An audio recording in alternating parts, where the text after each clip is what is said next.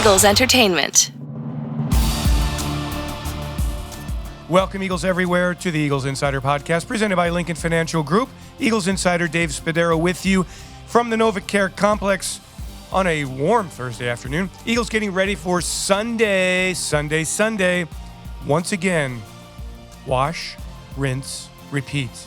Trip up the Jersey Turnpike on Saturday, hotel room on Saturday night, and then it's game day at MetLife Stadium. This time, it's the New York Jets. Last week, of course, the Eagles falling to the New York Giants 13-7, an oh-so-painful game. This week, the Eagles looking to get to 6-7 in this 2021 regular season, and then it's the bye week, and then it's rest, and then it's recovery, and then it's roaring down the stretch for 4 NFC East games to finish out this regular season. So it's a big one against a team, the Jets, that is 3-8. New head coach Robert Saleh, new quarterback Zach Wilson. Kind of the same old Jets.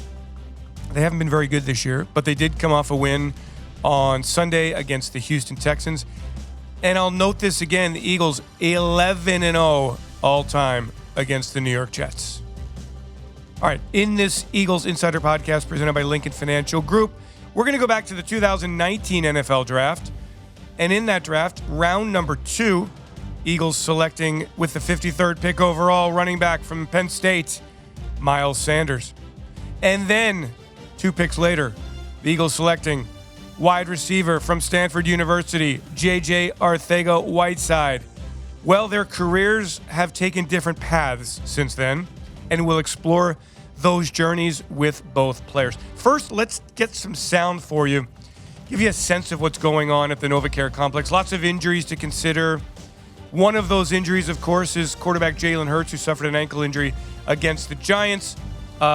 He talked earlier in this week about his preparation, says he feels good, and says he certainly wants to bounce back after that tough game against the Giants. Business as usual. My preparation for the Jets, same old thing. The Giants game has been flushed.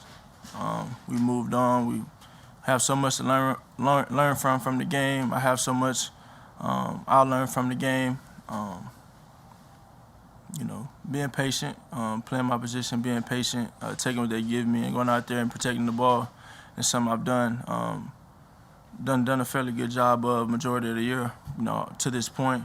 So to have a game like that, it's a lot for me to learn from, and I'm excited to have an opportunity to shake back this week. I think the most important thing when you go out there and play a game is just to have the right attention to detail, and that's what I've been talking about. I think that's something that we lacked as an offense, something that I lacked in last week's game. So it's something that I definitely want to do a better job of this week, regardless of the circumstances. Tight end Dallas Goedert just wasn't a big part of things last week, and that is something the Eagles would like to change. Goddard knows that he's not going to get the football all the time, and he's just going to help. All right, so here's Dallas Goedert, team guy. One thing you notice about this Eagles team comes first. Dallas Goedert talking about how many targets he had against the Giants and just kind of in general his approach to targets and big plays. Well, obviously, I would like to get 10 targets a game, just like any other tight end in the league. But, I think I make a big impact in the game in more ways than just catching the ball. I think we ran for 200 plus, and, if we're doing that, we should be winning a lot of games. But, I'm going to do whatever I can to help the team win. And, my number wasn't called in the passing game as much, so I did what I could in the run game. Interesting perspective here from center Jason Kelce. He was asked on Wednesday about how do you balance developing young players now and kind of building for the future against winning in 2021. Here's what Kelce had to say. The reality is, I think we're still, as bad as the season has gone to this point. We went out, we can still make the playoffs and be competitive this year. And outside of this last game, I think we've been trending pretty good. So I think everybody here. I know everybody here is still focused on winning this year. But this whole season, I think, you already knew coming into the season that this is you're always trying to build the team and build towards the future. And, I think the NFL especially is a business and an organization where you have to do both. Unless you're in a very unique situation where you have a lot of older guys on their last legs, the win now model is a very odd model to take, I think, in terms of like not worrying about the future, just spending all of your resources for 1 year. You can build for the future, but always the emphasis needs to be on winning football games. And I believe that we're doing that here for sure. All right. Zach Wilson is the quarterback of the New York Jets. He is the focal point for the Eagles defense this week. Number 2 overall selection in the spring out of BYU. 4 touchdown passes, 10 interceptions, gets hit a lot. Offensive line's been banged up. Jonathan Gannon, though, says the Eagles have all attention on Wilson and understand just how talented he is. He's got a live arm, and he can move around in the pocket pretty well. I think he's doing a better job this last game, knowing where to go with the football a little bit quicker. And just like any high drafted rookie, there's going to be some learning that you see. Some games he doesn't look as good as other games, but this guy's a very talented guy. He can make all the throws. He's mobile. He is going to be a big time challenge. All right, that's your sound from the locker room, giving you a sense of what's been happening here at the NovaCare Complex the last couple of days. All right, let's get into the interviews. One-on-ones, exclusives. You get them here on the Eagles Insider Podcast, presented by Lincoln Financial Group. First up, running back Miles Sanders, hopeful to play Sunday against the Jets. We welcome in running back Miles Sanders to the Eagles Insider Podcast. Miles, good to see you. First question is an obvious one. How's the health? How are you feeling? I'm good. Feel pretty good. It's pretty day-to-day, with my ankle and foot. So feel good today. I'm going to be practicing and, just taking it day by day. I hear you. That's kind of the way it is with this long season for everybody. We'll get into that in just a minute. I wonder, what was it like for you on Sunday? You had such great success, 9 carries, 64 yards, getting to and through the hole. It was a really productive performance. And then you hurt the ankle, and you're sitting there watching on the sidelines during this tough game. And I wonder we know what it's like as fans watching the game. What's it like for you? I'll be lying if I say it's not frustrating, but what had me at ease was, you got Boston out there and Kenny. Like I said, I'm going to harp on the type of room that we have because one, I'm not that type of player, and they make me better every day, and I know what they can do when they're out there. So if I go down, then I'm not mad, or I'm a little frustrated because I definitely want to be out there, but it's not like a selfish feeling, I'm just happy that they out there getting the job done too. So, but yeah, that's about it. You've never been selfish. You've always given credit. You've always really cheered on the rest of the running back room. Has that been your kind of approach always? Always, yeah, absolutely. Yeah, you can really ask anybody. For me growing up, never been that type of guy. I'm a team player. All I really care about is winning, and as long as we do that, I don't care if I don't play at all. But if I get my little 2 plays in, and it is what it is, and I feel like I'm part of the win. As long as we win, I'm cool. When you were at Penn State and you weren't getting used a lot, was that so? That wasn't really frustrating for you even back then? Oh, definitely. Okay. But at the end of the day, you got Saquon Barkley in front of me, so if anybody's going to be in front of me, it might as well be him. I wonder, Miles, how important is it for you here, not only on Sunday, but for the rest of the way, to get into a rhythm and to stay into the rhythm for your performance, from a performance standpoint? For me to get into a rhythm, I don't know. I just really, you talking about 4-4 game, right? Yeah. Yeah. Really, it seems like you're actually really good at, like, if you miss a game, you come right back and you're in the rhythm almost instantly. And it's very unusual to see a running back do that. Yeah, I have to. It's more of a mental thing, I think. Because when you come back, especially for the three weeks I was out, I was just thinking about like how am I going to be when I come back.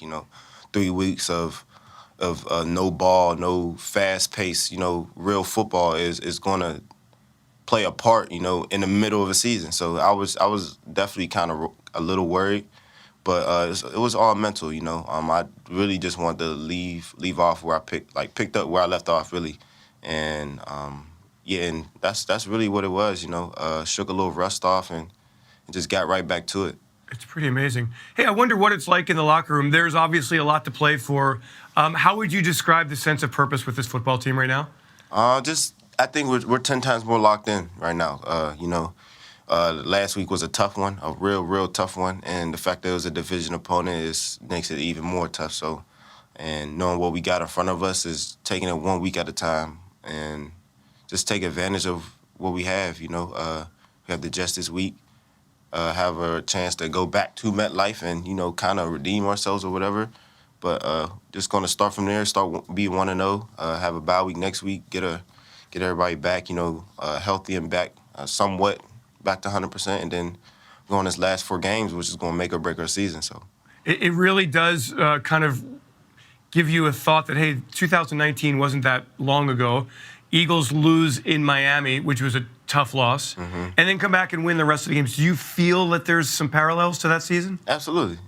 But, you know, I hope history repeats itself. But like I said, we're just going to take it one game at a time, one day at a time. You know, start with today, have a great practice, and just try to win the week and go out Sunday and ball out.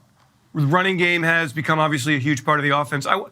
Do you feel like you can run the ball on any defense in this league? Absolutely. I think we had 250 last week again. And the O-line loves it. The type of O-line that we have, I think we can definitely run it against anybody, anytime, whenever we want. And we established that for the last 4 to 5 weeks. So.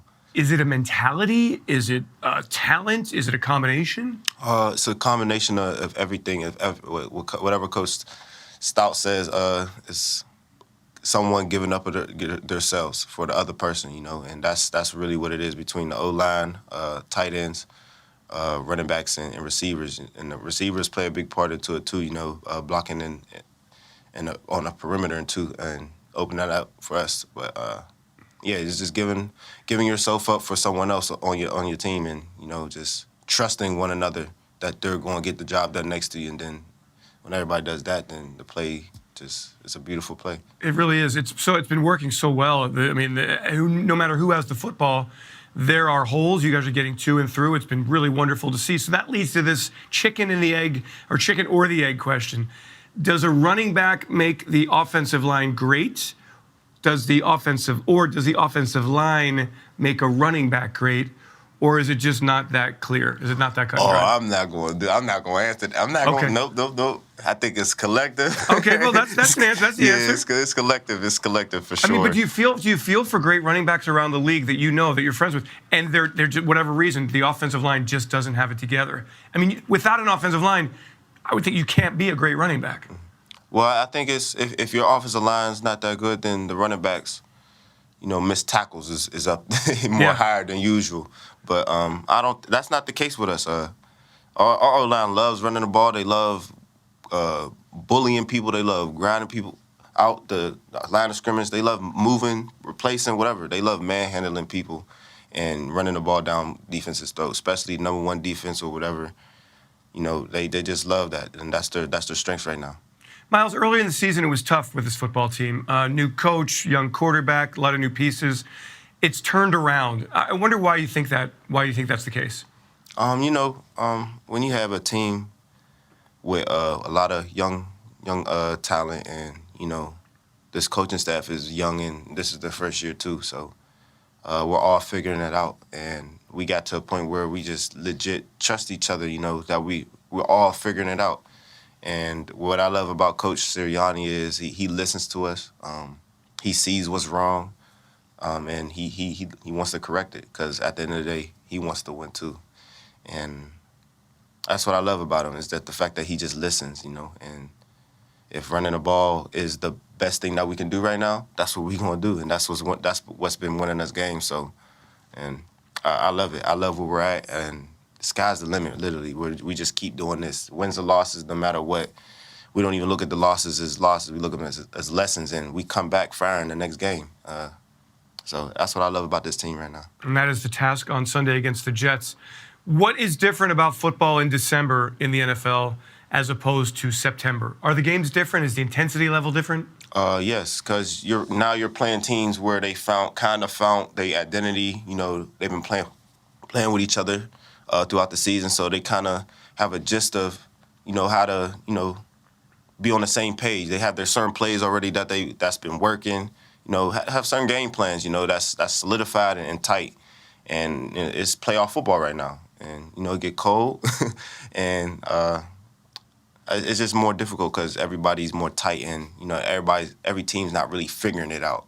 You know, and they're kind of just on everything. You just got to play your best ball now from now on. The stakes are certainly very high. Last one, Miles, for you. So on Saturday at 2 o'clock or whatever, you're going to get on the bus, you're going to head back up the turnpike, you're going to go, wow, wait, we just did this. Will it be at all weird, unusual, strange to check into the same hotel, do the same routine that you did last week? I think it'll only be weird if I had the exact same room. I ain't gonna lie. But I don't think it's gonna be weird. This will be our third time up there because we had them for joint practice and then we played in New York. So I don't know, man. I don't think it'll be weird. We just gotta get this W. And yeah. keep it rolling. How's the Jets' defense? It's a new group. I mean, I know they're pretty good up front. What have they done well? They're just very aggressive. They play hard. They play really hard, and they do a lot of things with their D-line. Their D-line is their strength, in my opinion.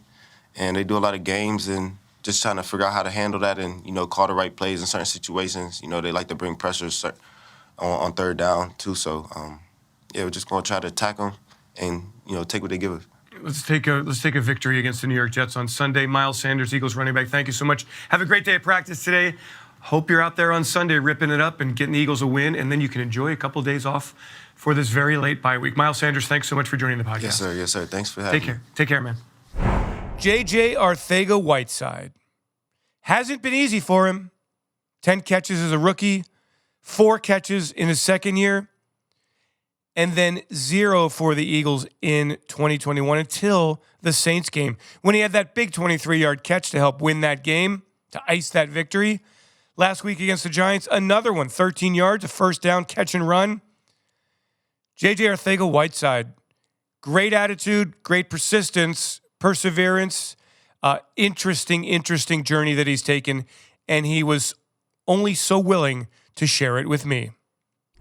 J.J., let's start with your attitude and what it's been like and what you've come to the office with every day through these years when I'm sure it hasn't played out exactly kind of the way you thought it would after you got drafted. What's been your daily approach?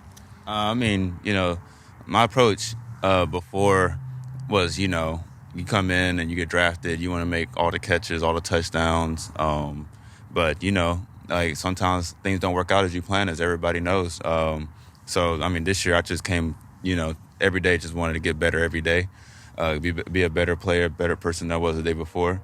And ultimately just help this team win games. You know, not worry about the catches, not worry about the yards, not worry about the touchdowns, worry about what I need to do to help this team win, whether if it's making tackles, playing special teams, making blocks, or making touchdowns. Whatever the team needs me to do is what I'm willing to do, and no task is too big or too small.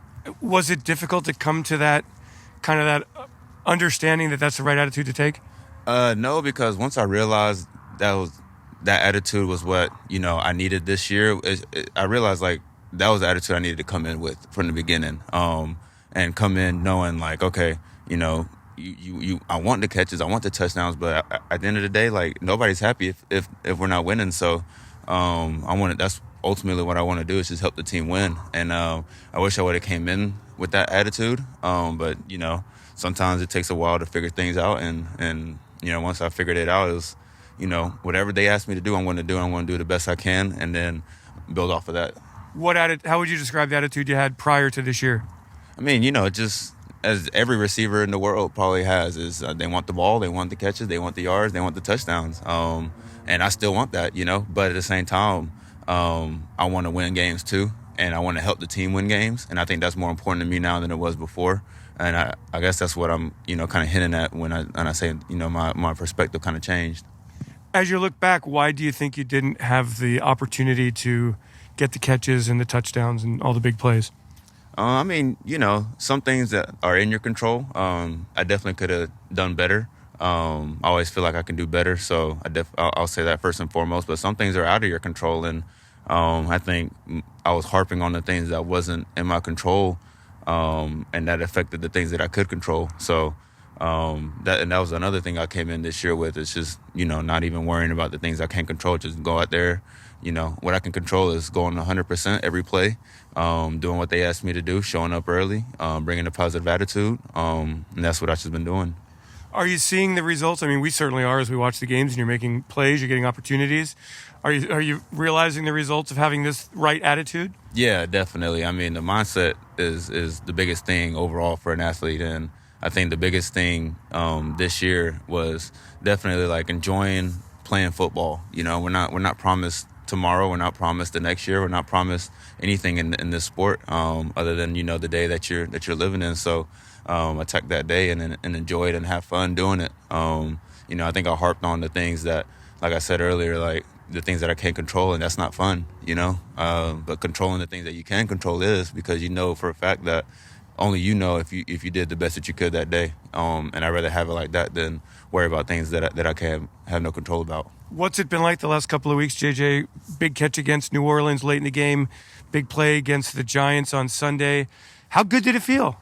Oh, it felt great. I'm not gonna lie. Making catches and getting yards and getting first downs and touchdowns for the team, like that's what I grew up wanting to do and loving to do. But I also found love in just helping the team win, special teams, and making blocks. Like I've kind of just become this guy that whenever I'm on the field, like expect the big block coming, and I didn't plan for that, but now that I've kind of fell into that role, I embrace it and I have fun doing that as well. So that's kind of what I've been harping is whatever they ask me to do, I want to do it to the best that I can.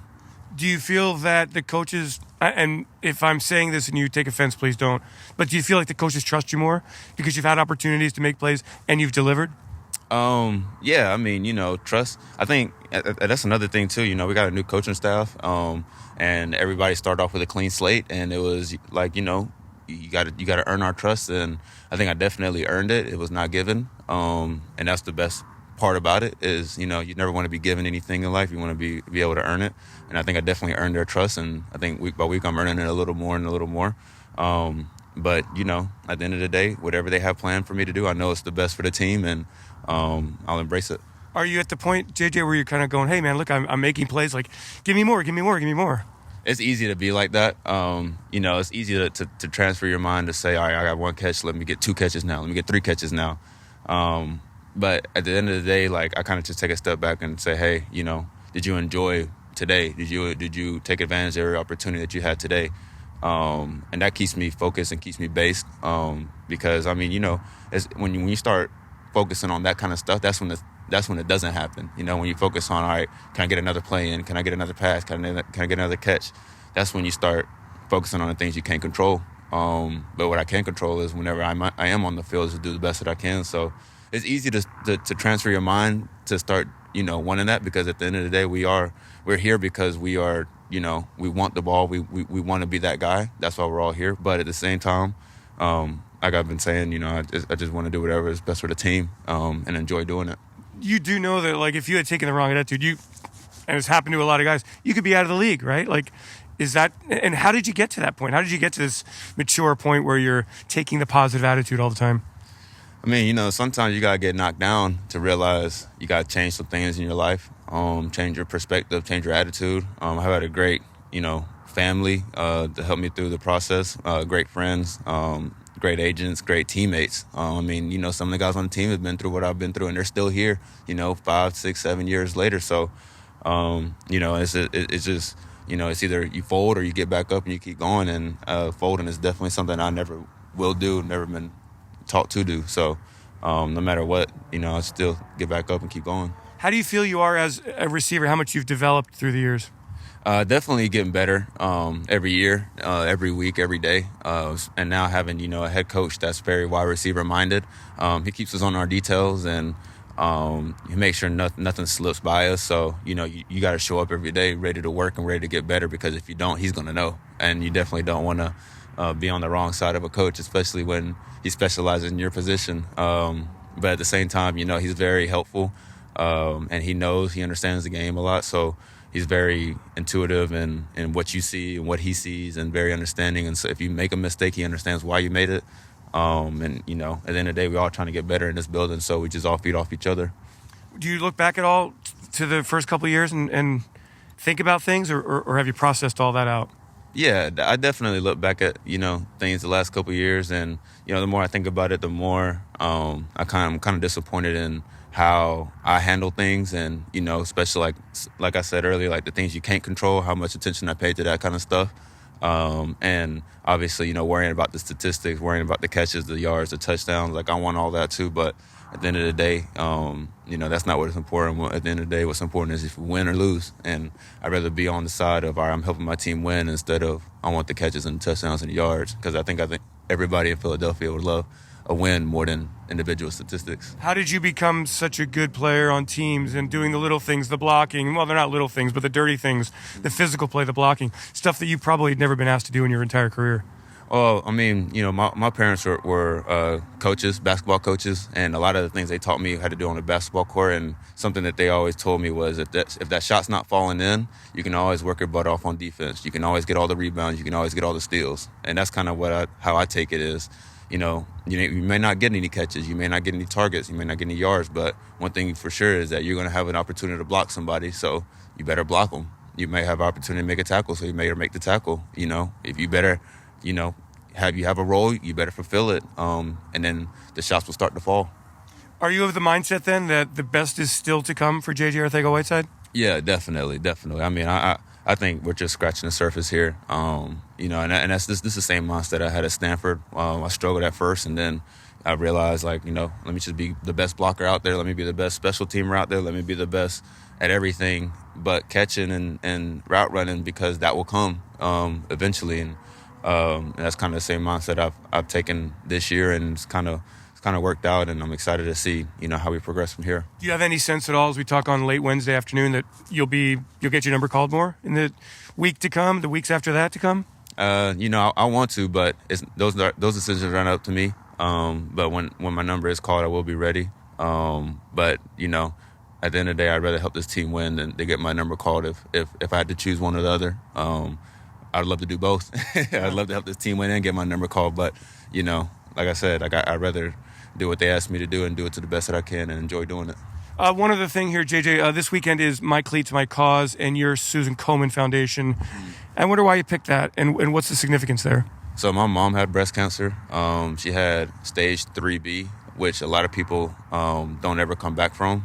She survived it, and she was given very low odds to live, and if she did live, not live very long. She's still with us today.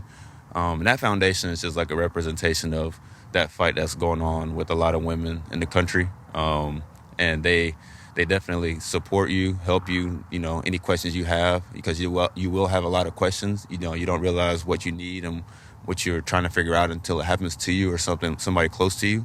And that was just a foundation that you could always lean on. That was like a big influence in our family, and you know, you could always expect me to wear pink in October, and definitely all year round if I need to support the cause. So that was a big foundation for us. How old were you when that happened? I was just starting high school. Oh man, it's a really tough age for your mom to go through that. Yeah, she was very young, and I had just started high school, and that definitely made me mature and grow up quickly, because I had to take a load of, you know, basically being the man of the house and helping my family, helping my little brother who was just, you know, starting to go to school, helping her, and my dad was working 12-hour shifts, so it made me grow up very quickly, and realize what I need to do and where I need to go to help them as much as I can. Thanks, man. Yeah, thank you. We will see just how key Sanders and Arcega-Whiteside are on Sunday, still young, only in their third NFL seasons, as the Eagles look to beat the Jets and get to this bye week and take a deep breath and rest. Make sure you're with me in the post-game portion. On Sunday, our Eagles Insider Podcast presented by Lincoln Financial Group returns with the Instant Reaction Podcast. Thanks to Peter Kelly, Julie McLaughlin, Ray Doyle for their work on this podcast. Thanks to all of you for joining us each and every episode. If you have a moment to give us a review, we love the 5 stars. The people upstairs actually pay attention to that. So if you have a moment to click on that link in the details section of the podcast library, much thanks. Thanks for joining, everyone. I'm Eagles insider Dave Spadaro. It's the Eagles and the Jets, 1 o'clock on Sunday at MetLife Stadium. Make sure you're with us. Our full coverage begins at 12:10. It's the Eagles kickoff show presented by Exalta on PhiladelphiaEagles.com, on our official app, on our social media channels. 12:10, and then they're live with the post-game show presented by Rico immediately after the game. Thanks for joining, everyone. Have yourselves a great Eagles day. Fly, Eagles, fly, and go Birds! E-A-G-L-E-S, Eagles!